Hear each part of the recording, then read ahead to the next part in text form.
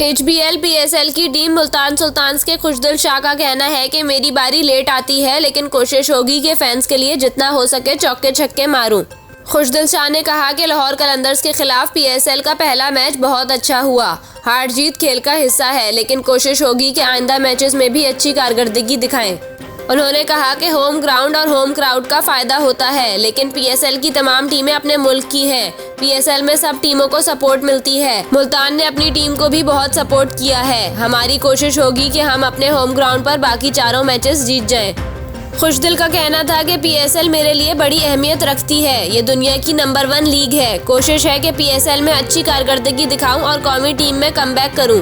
उन्होंने कहा कि लाहौर कलंदर्स की बॉलिंग लाइन बहुत अच्छी है। हारिस रऊफ और शाहीन आफरीदी पाकिस्तान के ही नहीं दुनिया के बेहतरीन बॉलर्स हैं। कोयटा ग्लैडिएटर्स के खिलाफ मैच में गलतियों को नहीं दोहराएंगे और अच्छा कमबैक करेंगे।